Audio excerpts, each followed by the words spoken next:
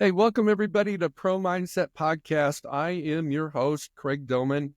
Today we have someone from New Jersey. Her name is Suzanne Taylor-King. Suzanne is an entrepreneur.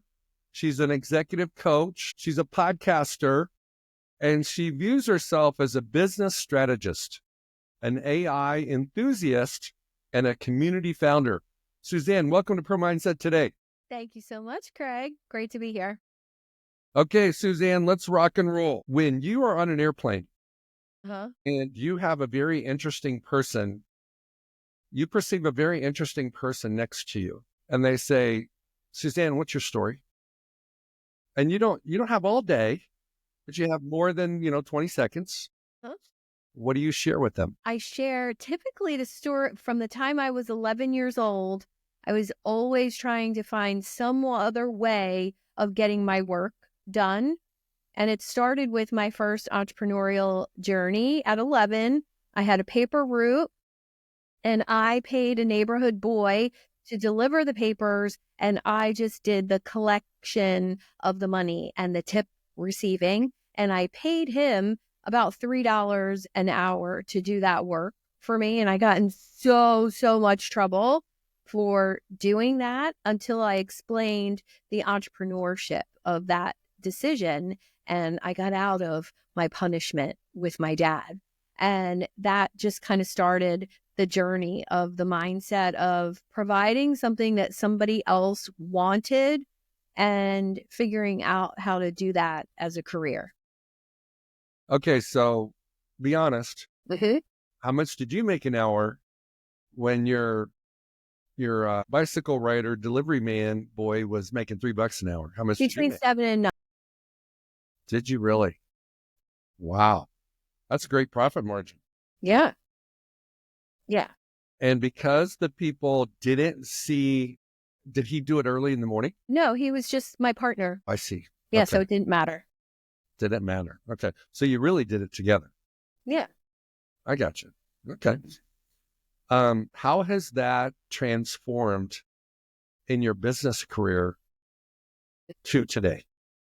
Well, I think I went to college for something very, very practical to be a dental hygienist. And I was a dental hygienist for 20 years. But during that time, I was always starting business. I call that my stage of life where I was doing business for boyfriends. And I started 3 different businesses during that time with my boyfriend as my partner. Not a good recipe that I recommend, especially if you're going to live with those boyfriends. So the lesson I took from that, the very first business was such a huge success. But I continued working as a hygienist because that was my kind of safety net, my medical benefits and my paid vacation. So it enabled me to be an entrepreneur with a little bit more risk taking and a little bit more adventure. So I just kept following that same recipe, whether the business was a failure or whether it was a success, and carry that forward to today. It's been 40 years since I started my first official business, and doing that for other people and being that person who has made the mistakes and had great successes, but also the lessons were really learned in all the failures and the mistakes. Let's share with the audience your top 3 learnings from these mistakes. Ooh, number 1, track inventory meticulously when you have people working for you. That was number 1. I was young and dumb and trusted everyone when I was in my early 20s, and inventory seemed to walk out the door constantly. So didn't have a tracking system. It was before social media and computers, really. And that I didn't know what I didn't know at 22. So that was number 1. Number 2 is finances first, profit first. And whatever that looks like, I've since read books on that topic.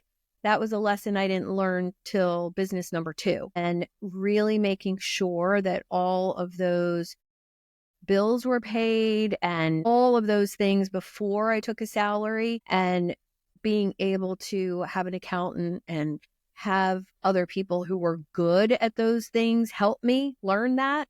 That was number 2.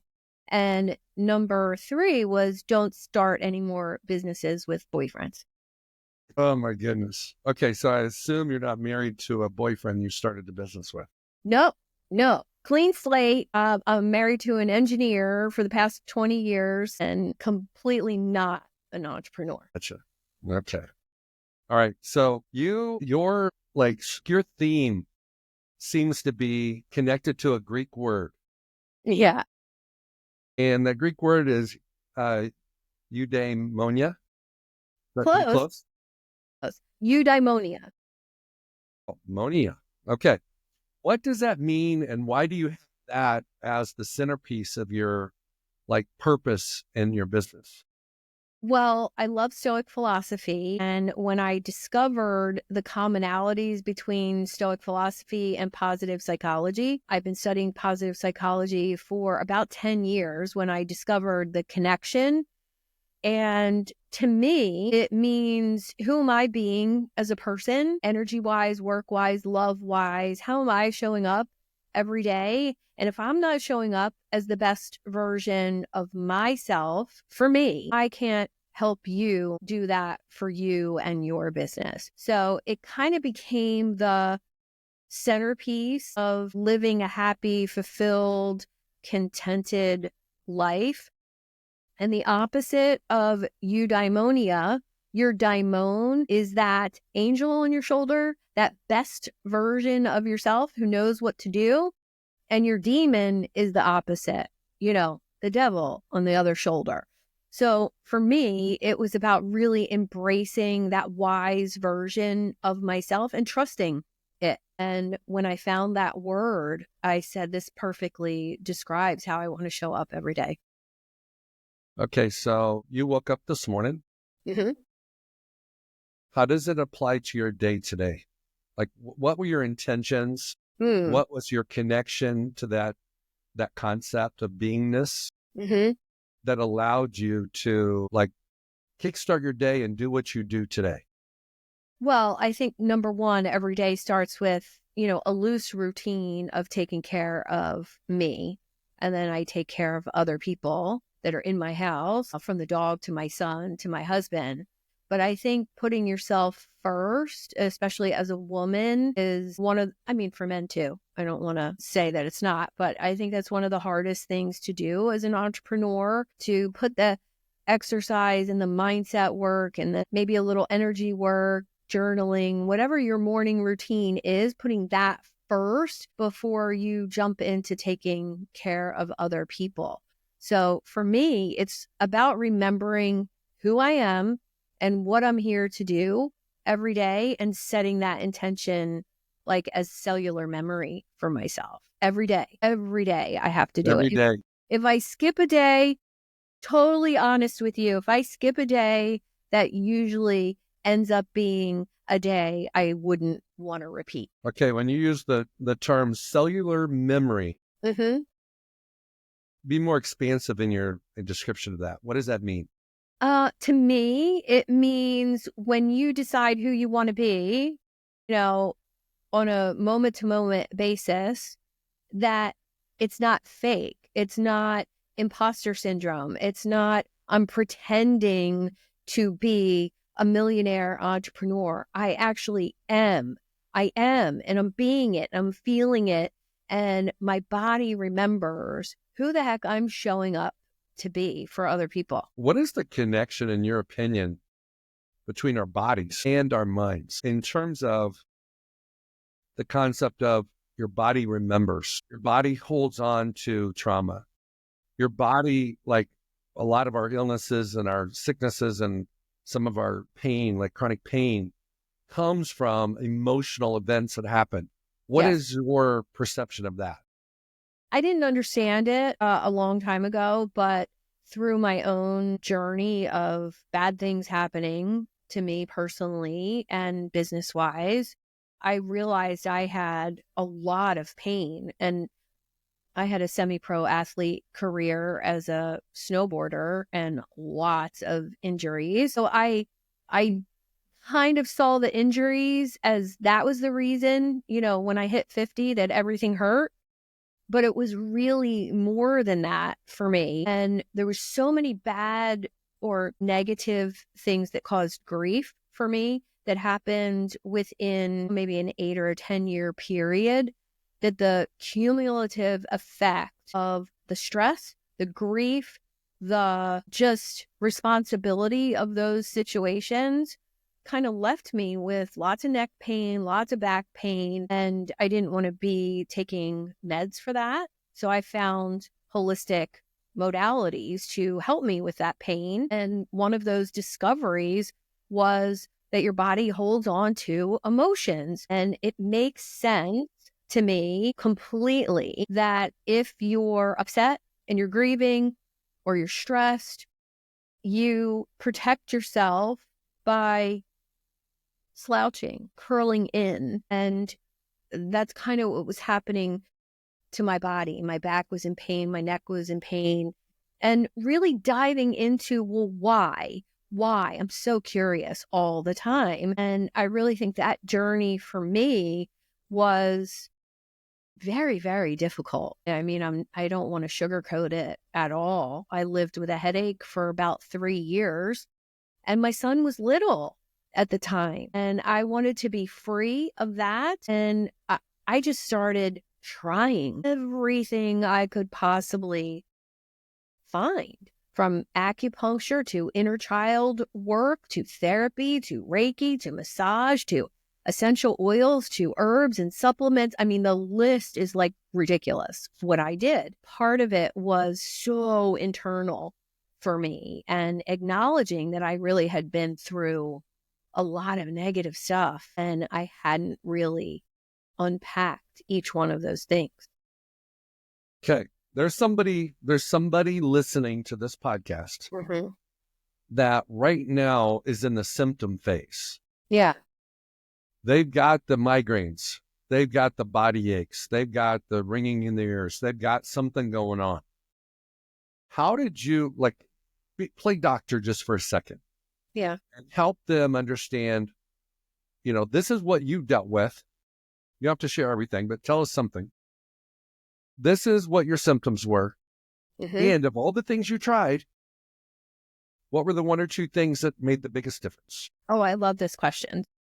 I had been having these headaches, and obviously that led, the medical route was neurology and MRIs.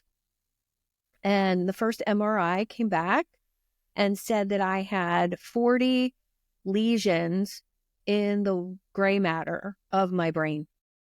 And I was like, no. Well, what's the diagnosis for that? Is MS. And the neurologist, my family doctor, was basically like, you have MS. It's time to start on meds. And I thought, no, I don't have any symptoms for that. It's got to be something else. So I went to another neurologist. He said the same thing. I was like, okay. So then the therapist that I went to said it was time to accept my diagnosis and my fate. And what? But Hell no. No. Have you met me? No, we're not accepting any of that. And my husband had a talk with me about, maybe you should think about starting on the meds. And I dove headfirst into research on how to heal your brain. And it was a long journey, but that journey, a year long, consisted of supplements and food and meditation and mindfulness and essential oils and like a whole routine, a whole protocol that I followed. And it was very strict, and I stuck to it like nobody's business. I mean, I think I ate a pound of blueberries every single day. Whole nother story on the food. Give us, stay on track. Yeah. Give us 3 foods that we need to eat daily that will maybe people don't emphasize it enough. What are the 3 things? 3 foods. Wild blueberries, preferably from like Northern America or Canada. Kale, unfortunately, And I put that in smoothies, and omega 6s. So foods rich in omega 6s, and I supplemented that as well with a liquid omega 3 and 6 supplement. So that was the three main things. Awesome. And Okay, back on there was a track. whole list of supplements. So after following that protocol for a year, I marched myself back to a new neurologist who was under 30 years old and had another MRI, and there was one lesion left. And when I went for my appointment, I was so excited. I was just, yeah, I was right. I was so validated in that moment that I didn't have MS. And when I got to my appointment, the nurse escorted me to his office. And he looked at me and he said, I have cleared my calendar for the next hour, which we all know neurologists give you 10 minutes, maybe, for an appointment. I need to know exactly what you've been doing since you were seen here in this office last by Dr. So-and-so. And I said, I brought my notebook. Would you like to see everything I've been doing? And he was like, yeah. And we had the most insightful conversation. It validated the work I had done. But at the end of the conversation, he said, well, most likely you didn't have MS. I was like, okay, cool. I don't care. I don't care how we got here. He paid millions of dollars for that medical degree. Yeah. So he has to validate his own career and his own work. Exactly. Right? So I get it. Exactly. Okay. So what was in your journal that day? The daily routine of what I was eating, what supplements I was taking, what essential oils I was putting on the roof of my mouth, behind my ears, on my spine, on my feet, itemized out. I want you to picture text that page to me. I would like to do that. I have it. And I have shared it with a couple of people close to me.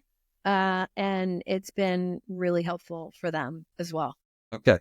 So what was in your journal, though, that night or that next day when you reflected upon that, like earth-shattering, life-changing discussion you had with that neurologist about, affirming what you did worked? I think it gave me an insight into myself that I started to trust my own information that was in my head, my intuition. And it was a whole new level of, I can't keep this stuff that I know to myself anymore.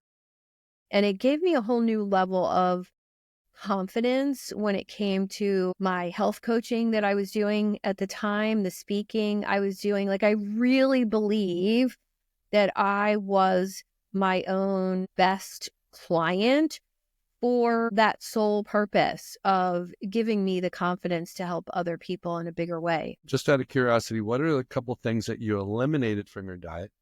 Because it's always ads and some Yes.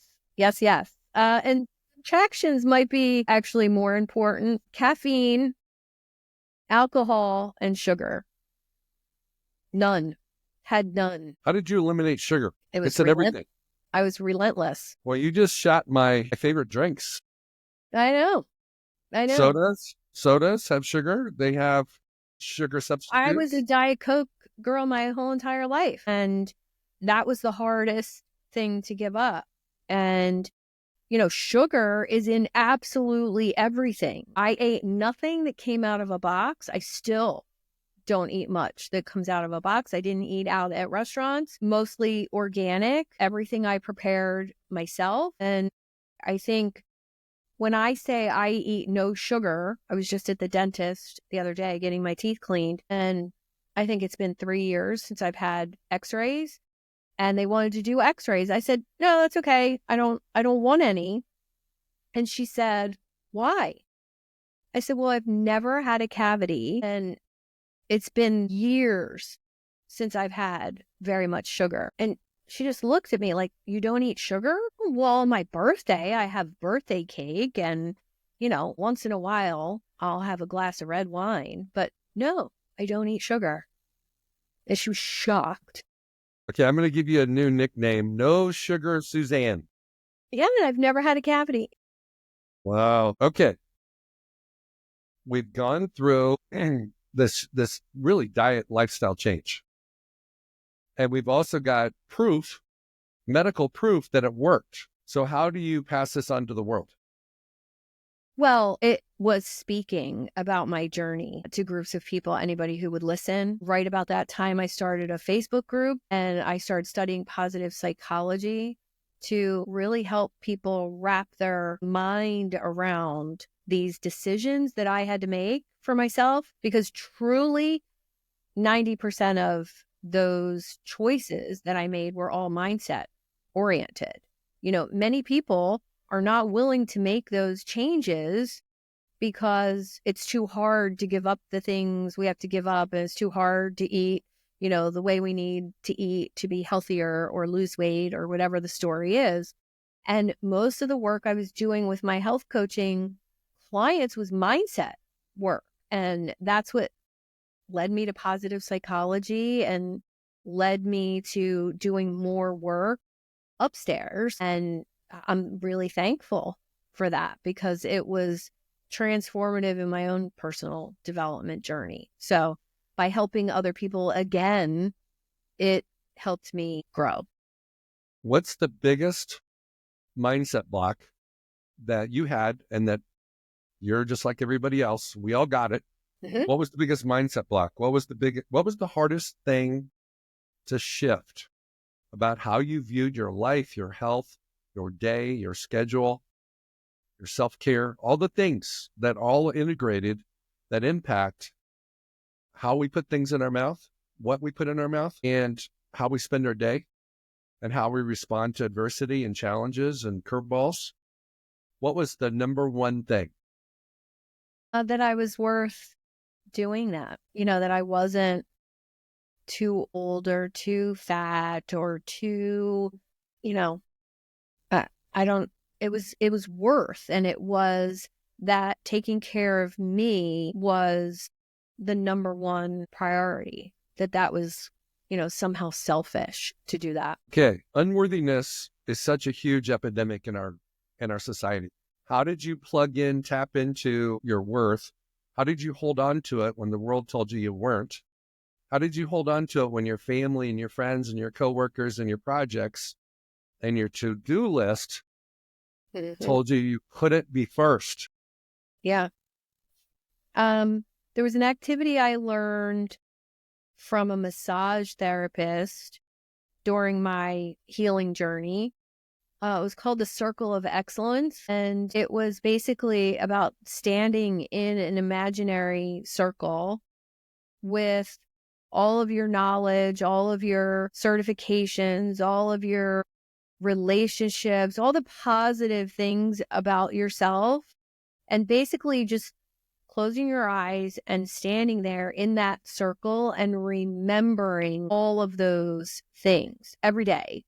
And I did that activity every single day, still do it once in a while when I forget who I am and what I've accomplished, and, that I'm here and still living and not on any medication, and I'm living the life that I had planned out for myself. And I think so many people skip that remembering part. You get so caught up in the to-do list, you forget. Everything is different and everything is similar. So pro mindset is really about how to be your best in your biggest moments, but it starts with your story and your identity. Yeah. And unless you rewrite your story, which you rewrote your story, you committed to rewrite your story the moment a couple doctors told you had MS, you should get on medication, and your husband agreed with them. Yeah. And the person that's closest to you is telling you the same thing the docs are telling you. And you were like, you blew it up. You blew up the status quo. You blew up society's view of you. And you started playing an inside game instead of an outside game. And when you play an inside game, it's different. Yeah, it is. Because it's you and it's you in that circle with all your worthiness, all your beauty, all your intelligence, all your value, all your worth, your gifts. Yeah. But the world wants us to play an outside game. Mm-hmm. In sports, they want you to look at the scoreboard. They want you to compare. They want you to try to be perfect. All these things that make you feel inadequate and unprepared and unworthy. So true. So I've got a concept called performance bubble. And it's the same thing as, I call yours an identity circle. Mm-hmm. It's your identity circle. Everything that's for you, you get to bring in. Who you want to become gets to come in. Who you are gets to come in. Who you don't want to be anymore doesn't get to come in. And that's the initiator for change. It's the awareness to even know that there are things that you are that you don't want to be. And there's things that you want to become that you're not, but you have to change to actually move there. No, that's awesome. It's so simple. Sometimes the most impactful things are simple. Yeah. I had a coach not too long ago reflect back to me that I was really great at noticing what my first thought was and not being tied to that first thought of the saboteur, or the judge, whatever you want to call that voice in your head that's negative. I had a name for her, but I broke up with her. And now when I hear her voice, I am not responsible for that first thought, but I am damn well responsible for the second one. And it was all about that space between that first thought of, I'm not good enough to do that. Who am I to charge that much? Can I actually do this? And then the second thought that I'm responsible for creating and getting really good at that. And I think if that was a superpower, I have that superpower to be able to do that. But it was practice that got me. And I love what you said about challenging the status quo. That's one of my whys is to challenge that, not only for myself, but for other people. So one of the lessons I try to learn from everybody I talk to on a podcast is that first thought doesn't necessarily have to be it. Yeah. The first thought is somewhat, it's responsive. It's not well thought out. Mm-hmm. And sometimes it's like when you see Goliath, your first thought is, oh, I can't beat that. I can't kill that person. Yeah. But the second thought is you've got a gun in your hand. You've got tools. You got weapons. You have skills. Yeah. You also have value, all those things. And so I would agree with you that a lot of people never get to their second thought because they buy in to the first one. For sure. I call that the pocket voice. It's in your pocket all the time, goes with you everywhere. And you've got to train your pocket voice Mm-hmm. to sing a new song, to speak differently.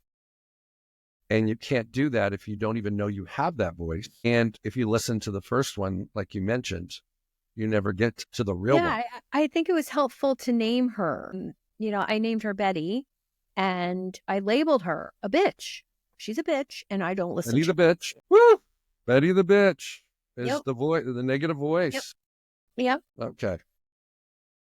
That was super dope. Super dope. Thank you. Okay. I'm going to shift gears. You talk about that your legacy is not what you do, but who you become.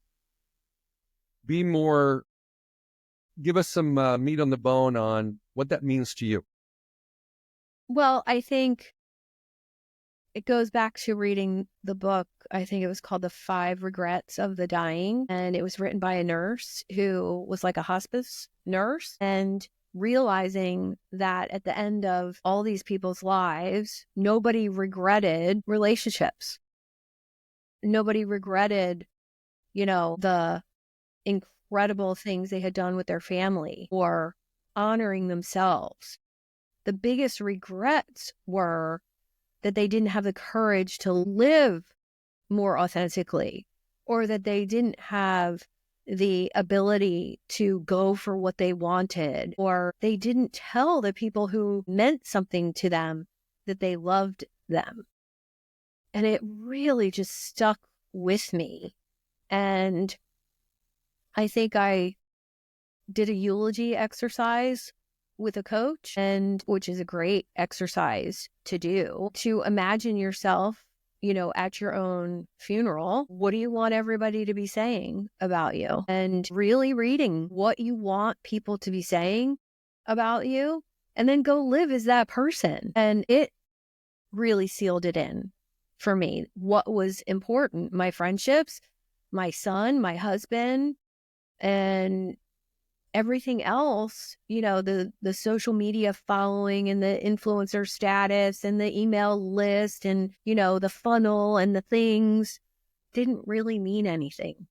I mean, they're nice, they make me money, but that's not what's important. My mother is 87. She lives with us, and she had an episode in October last fall, and, she was given like a 9% chance to live. And so we had all those end of life conversations, and all I could see was all the things that I thought were important she didn't care about. Yeah. And it's like all that mattered to her was the people around her.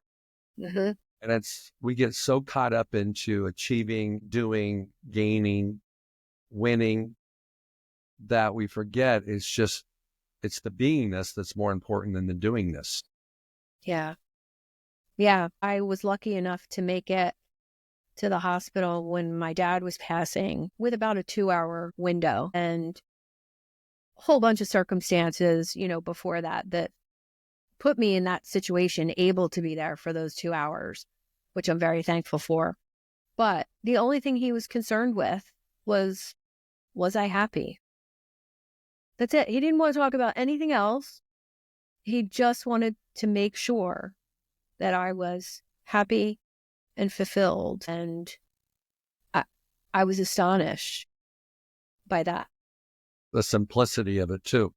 The simplicity of the conversation. I mean, we had a great relationship, and the ease of the conversation, I think, obviously we both knew that it was just going to be our last conversation. So there was lots of tears and lots of emotions, and I can talk about it now pretty comfortably. But I think remembering that that's what was important to him, well, I just want to be that for my son. Okay, so you have a son. Mm-hmm. How have you passed on your wisdom? How old is he, by the way? He is 15. Oh my God, he's smarter than you are at the moment, Oh, which is really cool. for sure. Yeah. He's got life figured out. Okay. Oh, yeah. But Yeah. how have you passed on this wisdom to your son? Gosh. Well, he has grown up hearing me have conversations with people. Being a coach, I have a lot of deep conversations with people. Even though I'm a business coach, we're still talking about all the things we're talking about today: limiting beliefs, mindset, confidence, being able to share your message with the world in a bigger way. And he hears those conversations. He also is witness to a really great marriage relationship. And he hears us not agree all the time, but actually have conversations about not agreeing, not yelling, not screaming at each other. And so I think that's part of it. The second part would be that we've always had really great conversations. They all typically in the car. We're going somewhere, there's no distractions, there's no TV. Now No video games. Well, yeah, now he has all that, but he didn't when he was younger. And we had incredible conversations. And I think still to this day, I am the person that he feels comfortable talking to. He's asked me some really interesting questions lately. I received some photos in the mail from my high school boyfriend, which he has a girlfriend now. And in the pictures, I was his age. Mm. And when I showed him the pictures, I said, I was 15 in that picture. I was 16 in that picture. He's like, how do you remember? I'm like, you just do. You just know what you looked like at a certain age, right? Yeah. And there was a picture of me. And he said, whose room are you in there? Is that your bedroom? I was like, no, that was my high school boyfriend's bedroom. And he was like, what? What? I said, yeah, I had a boyfriend. That was his room.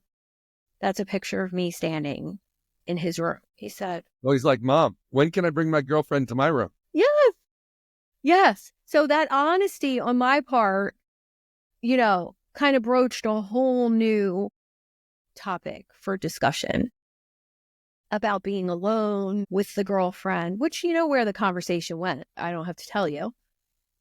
And I was able to hold it together and be very calm and very, informative and answer the questions. And my son is adopted too. So he knows, and he knows his whole story. And he's known he was adopted since he could understand like words. We've always said it in front of him. And from the time he was in first grade and he asked, what's adopted? And the way I explained it to him is how I continue to explain things to him today. I said, well, you know how a baby grows in your belly. And he's in first grade. He was like, uh-huh. I said, well, some women can have a baby grow in their belly, but they can't be mommies. Other women can be mommies, but they can't grow a baby. Okay. I said, so your birth mom could grow a baby, but she couldn't be a mommy.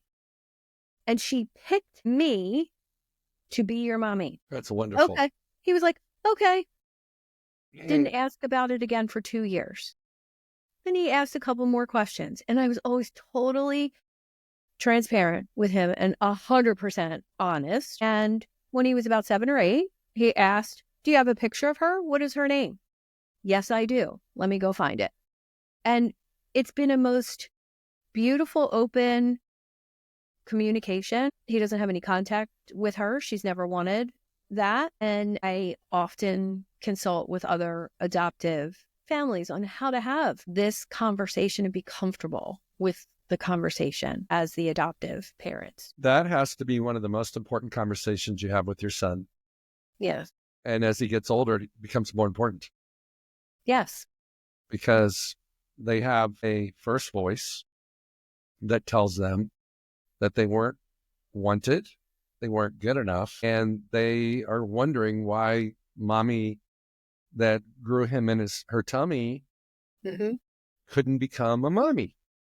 Yeah. Or didn't want to become a I mom. answered all of those questions because I knew the answers, because I actually had that conversation with her before he was born. And I think because I was willing to have that conversation and release the worry that if I have these conversations with her, she's going to pick somebody else.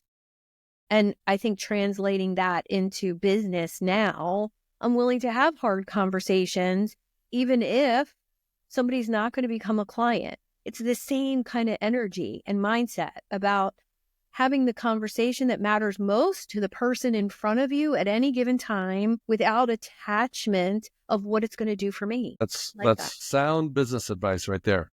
Thank you. Thank you. But it started with him. It started with me wanting to show up for him as the most powerful person I could. Strength-wise, his birth mom gave my husband and I something that God couldn't give us at the time. And, I need to honor her part in this relationship. And that felt amazing to me to come from that place. That's awesome. All right, let's shift again. Yeah.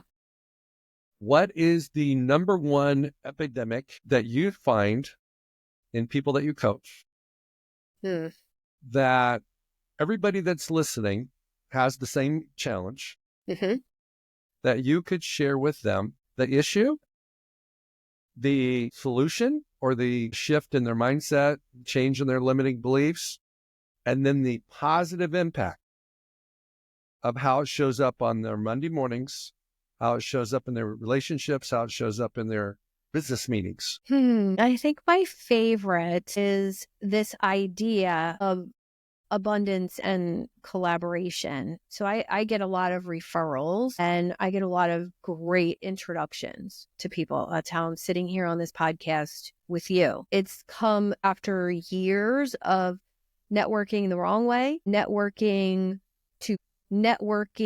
to get a client, meet a client, sell a client. And sometime about 10 years ago, I read a book called The Go-Giver by Bob Burg. And I thought, oh, I can do that. And it didn't work because I was still doing it. I was still giving with the intention of receiving something. So, giving you help and expecting you to become a client. So every single one of my clients, whether they're in my community, at the lowest price point, or whether they're, one of my one-on-one clients who pays much, much more, the same exact mental journey is required to be in business today. I don't care whether you're automated funnels or whether you're relationship driven like I am.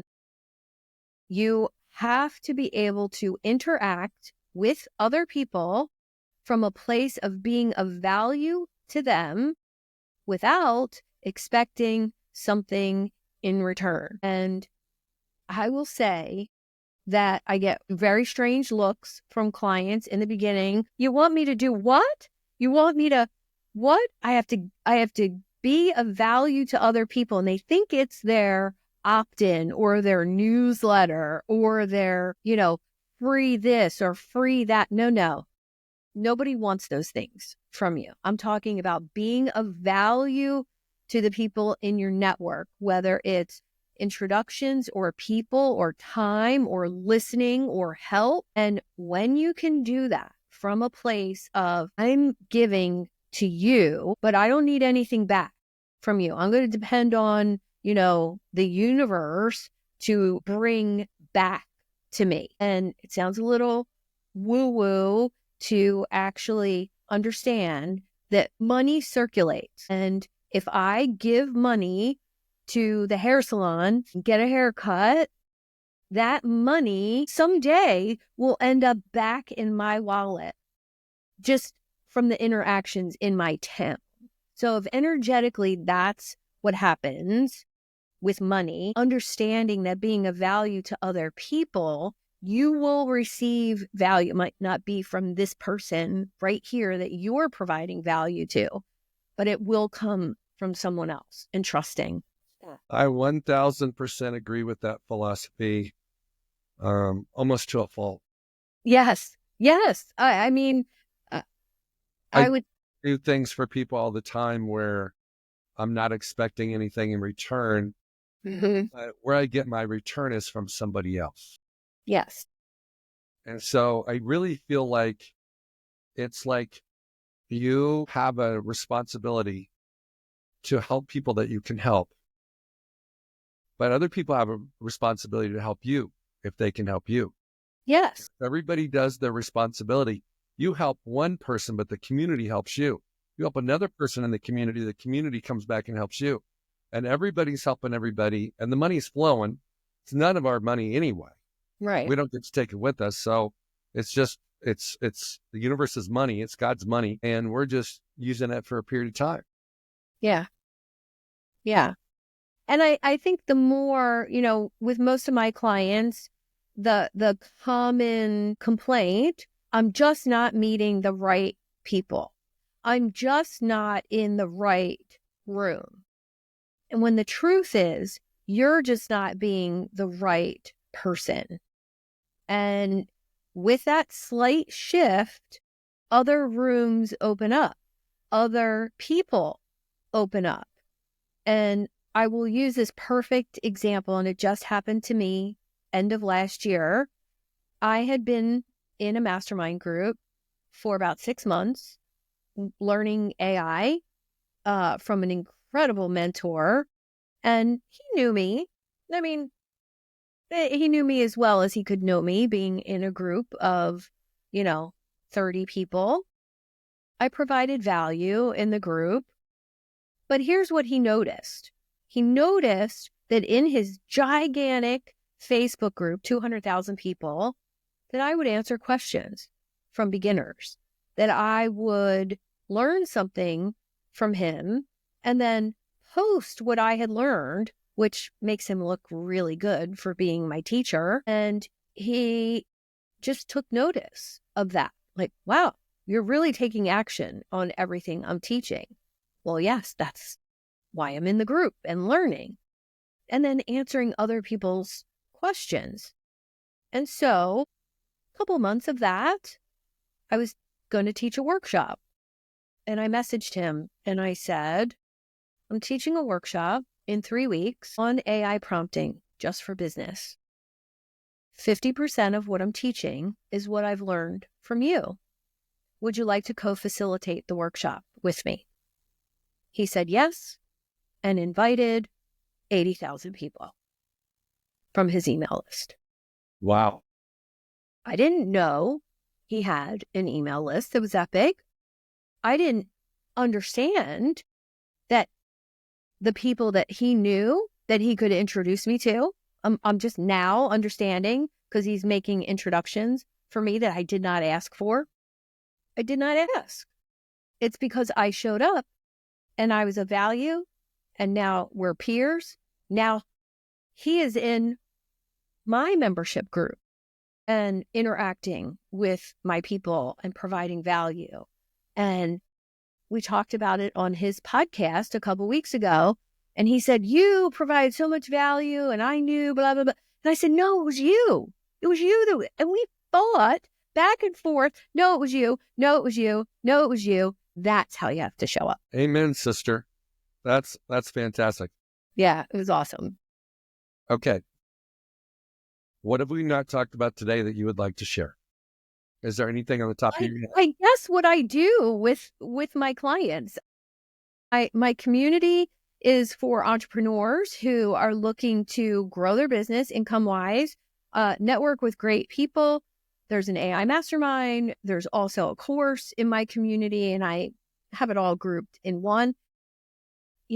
Most of my one-on-one clients are looking to increase their influence and authority, and I make them look that part in the online space and help them own that person that they truly want to become. And it looks like creating podcasts, creating offers, increasing pricing, changing who their ideal client is and going for a big up level or upgrade with that, and really helping them confidently and charismatically step on stage and own who they are. It's wonderful. Where can people find you? SuzanneTaylor-King.com. SuzanneTaylor-King.com. Thank you so much for being on today, Susan. You're so welcome. I hope you enjoyed the conversation. I did. It was very, different, and I like it. I like it because it was organic and had no idea where we're going to end up today. I had no idea either. I want to thank everybody today for listening. If you liked what you heard about Suzanne and heard from her today, by all means, reach out to her, join one of her mastermind groups, Facebook groups, whatever it may be. And Suzanne, I want you to have a wonderful day. And thank you so much for being on Pro Mindset Podcast. Thank you so much.